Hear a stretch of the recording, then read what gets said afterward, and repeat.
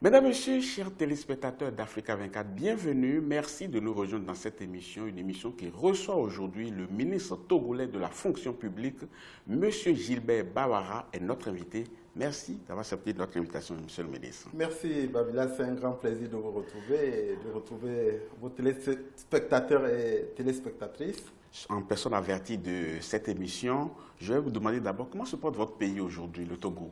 Vous savez, le Togo a connu particulièrement entre le 19 août 2017 et je dirais pratiquement jusqu'à fin novembre, une situation d'extrême et de vive tension politique, caractérisée par une vague de manifestations, de contestations de rue, qui procédait avant tout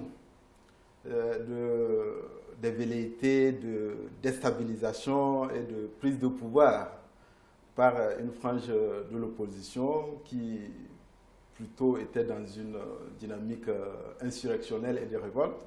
Je crois que désormais la situation est revenue pratiquement à la normale. Les manifestations, effectivement, se poursuivent de temps à autre, mais dans un cadre légal ordinaire. Et un cadre beaucoup plus apaisé. Il y a une dynamique de dialogue, il y a une dynamique d'apaisement et un processus visant à l'adoption des réformes constitutionnelles et institutionnelles. Monsieur le ministre, vous vous dites optimiste. Est-ce que vous avez de belles raisons de l'être? C'est ce que nous allons voir dans la suite de cette émission. Mais avant, on va s'intéresser un peu à votre département ministériel, la fonction publique, parce qu'on a constaté que les syndicalistes et le gouvernement entretiennent un bras de fer qui ne dit pas son nom et qui n'a fait que trop durer. Qu'est-ce qui explique ce bras de fer-là? Il y a un certain nombre d'explications qu'il faut apporter. D'abord, les grèves, les débrayages, les mouvements sociaux ne sont pas une singularité togolaise. Bien entendu, je vous le concède. Vous constatez aujourd'hui, à travers le continent, qu'il y a beaucoup de pays qui sont confrontés au même phénomène. Sans doute que cela traduit les aspirations des populations, notamment d'une jeunesse confrontée au désœuvrement, à l'inemploi et de manière générale, particulière des travailleurs à de meilleures conditions de vie et de travail. Oui, bien entendu, mais sauf que quand on compare ce qui se passe au Togo par rapport à d'autres pays, c'est vrai que ce n'est pas la même chose, mais le cas togolais, quand même, quand on écoute les partenaires sociaux, il y a de quoi se poser des questions, parce qu'ils estiment que vous ne réglez pas les problèmes, vous jouez au pourrissement des situations. Non, pas du tout. Monsieur Babilas, quel intérêt un gouvernement aurait à jouer et au bras de fer et au pourrissement de la situation sociale? Il y a énormément d'actions, de mesures qui ont été engagées au cours de la dernière décennie afin d'améliorer les conditions de vie et de travail des fonctionnaires, des travailleurs, y compris dans le secteur privé. Est-ce que cela est suffisant? Certainement pas. Comme toute œuvre humaine, tout est perfectible et en même temps, nous comprenons l'aspiration des travailleurs et des travailleuses à des améliorations continues de leur niveau. Mais quand on s'intéresse à leur plateforme revendicative, il y a des revendications qui sont assez vieilles, mais qui n'ont jamais connu de solution. Ce n'est pas exact. C'est pas exact. Je dirais tout simplement, probablement, qu'aujourd'hui, il y a une volonté d'instrumentalisation de la situation. Pour quel intérêt? Politique. Vous savez, avant d'être des responsables d'organisations syndicales, les femmes et les hommes qui animent ces organisations sont des citoyens, ils ont des conditions, je vois les ils ont des idées. Non, ce n'est pas aller sur le terrain. Oui. Je pense qu'il y a une volonté de jonction entre deux fronts qui devraient rester séparés. Il y a une situation politique qui est en train d'être gérée et parfois il y a des responsables syndicaux qui se disent le gouvernement, les autorités seraient fragilisés par la situation politique, donc c'est le moment de monter les enchères.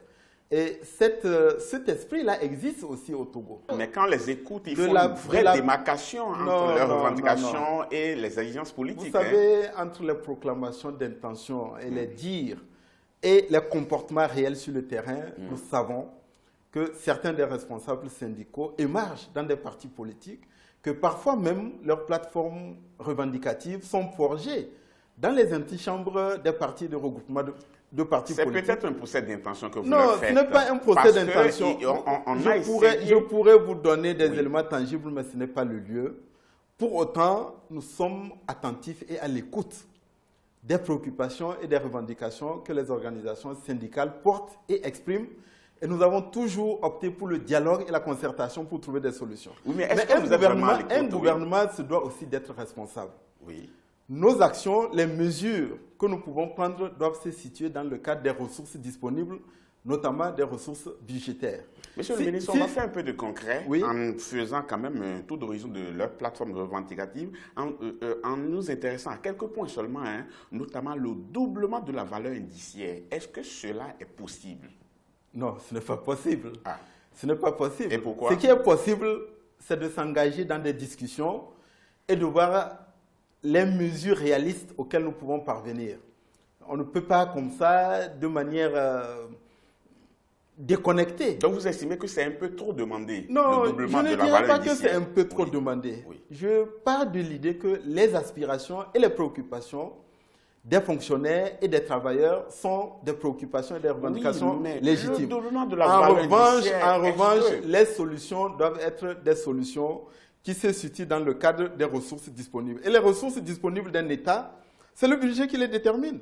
Nous pouvons toujours regarder dans le budget et voir quelles sont les ressources disponibles et comment nous allons allouer et affecter ces ressources. Je conclus que vous n'êtes pas capable d'accepter cette doléance-là, le doublement de la valeur indiciaire. Je vais passer à un autre point. Si je vous donnais une réponse ferme et définitive sur la question, ce serait un peu de la démagogie. En revanche, le gouvernement est disponible et disposé à engager les discussions avec l'ensemble des centrales syndicales sur la question de la valeur indiciaire. Vous êtes prêt à se concéder jusqu'à combien? Est-ce que ce serait sérieux de ma part? De manière spontanée et sans concertation préalable avec les organisations syndicales. Entendu, mais ça, c'est une doléance qui est là depuis longtemps. Non. C'est une doléance qui a été exprimée vers la fin de l'année 2017 et nous nous sommes engagés et nous avons affirmé aux organisations syndicales que la question fera l'objet d'une discussion sérieuse pour parvenir à une solution. C'est-à-dire que le ministre a eu le temps d'y penser déjà, mais je vais passer à un point un peu plus facile, de mon point de vue, la restauration de l'indemnité de départ à la retraite. Est-ce que cela c'est possible au moins? Non. Vous savez, si vous posiez la question à celles et à ceux qui ont exprimé cette préoccupation, je suis sûr que de manière honnête, ces personnes ne vous diraient pas que le rétablissement de l'indemnité de départ à la retraite soit possible. Cette indemnité a existé dans le temps. Pourquoi elle a été suspendue? C'est parce qu'il y avait des raisons. Il y a eu une accumulation d'arriérés pendant 12 ans. Parce que cette indemnité pose un problème de fond. Mais pourquoi est-ce qu'on a accumulé? Pourquoi est-ce qu'on a accumulé justement? Non, mais parce qu'il n'y avait pas de moyens pour la payer. Elle ne procède pas d'une cotisation de la part des travailleurs. On dit à l'État, et d'ailleurs ça avait été instauré afin que l'État donne une sorte de récompense à ceux des agents méritants qui partent après avoir servi et se soient dévoués à l'administration et au service public. Monsieur le ministre, on vous voit souvent aller dialoguer avec les partenaires sociaux et ainsi de suite, mais il y a une remarque qui est faite aussi, c'est qu'ils estiment qu'on n'arrive pas vraiment à solder des points avant de passer à d'autres points quand on est à la table de négociation. C'est-à-dire que les partenaires sociaux sortent des discussions et ne savent pas vraiment ce qu'ils ont obtenu. Non, d'abord la discussion est une vertu en soi. Quelle que soit la nature du problème et lorsqu'il s'agit d'une revendication sociale, la première des exigences, c'est que les partenaires sociaux soient disponibles pour discuter. En revanche, trouver une solution, c'est un exercice laborieux qui doit prendre en compte non seulement le problème qui est posé, mais le contexte et l'environnement d'ensemble. Vous savez, aujourd'hui, je discute avec les collègues chargés des secteurs de l'éducation, de la santé, avec les organisations syndicales des deux secteurs. Il y a des agents de mon ministère avec lesquels je discute. Il y a les préoccupations d'ensemble que j'évoque avec les centrales syndicales, y compris au sein du Conseil national du dialogue social. Si nous devons travailler sur les préoccupations de manière fragmentée, de manière segmentée et isolée, sans prendre en compte les préoccupations d'ensemble, nous ferions fausse route. Monsieur, chaque fois, ce que je suis en train de dire. Ce n'est du tout pas ce que je suis en train de dire. Je vous le dis. Lorsque vous allez à la table de négociation, on énumère les points qui feront l'objet de discussion. Quand dès qu'on prend un point, Par exemple, j'ai dit le doublement de la valeur indiciaire. C'est oui ou c'est non? C'est un non, mais voilà ce que nous pouvons concéder.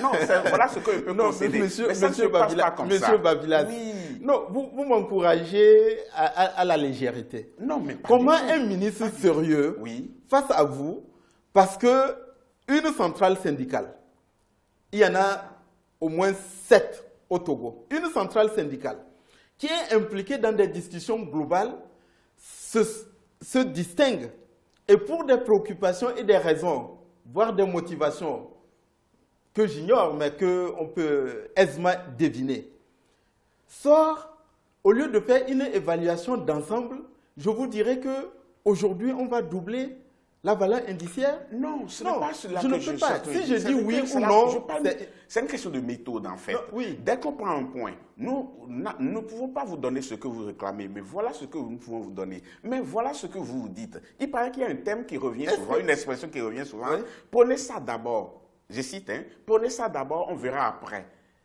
Prenez ça d'abord, on verra après, mais on ne voit jamais après. Comment on ne voit pas après? On ne voit jamais après. Si vous posez la question sur des revendications spécifiques dans le secteur de l'éducation, je vais vous énumérer les mesures et les actions concrètes, spécifiques qui ont été engagées.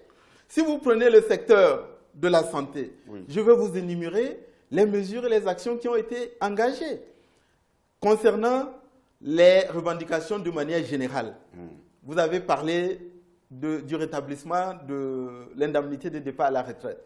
Je dis cette question a été discutée et nous sommes parvenus à la conclusion qu'aujourd'hui, les conditions ne permettent pas de rétablir cette indemnité. Le jour où il faut le faire, il faut en même temps régler la question de la source de financement. Mais, monsieur le ministre, ces derniers temps, on a constaté quand même que, comme vous l'avez dit au début de l'émission, qu'il y a eu beaucoup de manifestations de rue et même parfois des manifestations violentes. Heureusement, le calme est revenu progressivement. Mais qu'est-ce qui s'est passé réellement? Comment est-ce que vous allez aborder ce dialogue qui s'annonce pour le 15 février prochain? C'est entre autres questions que je vais vous poser. Et tout à l'heure, nous allons d'abord, avant tout cela, marquer une petite pause. Chers téléspectateurs, ne partez pas. On vous retrouve dans quelques instants.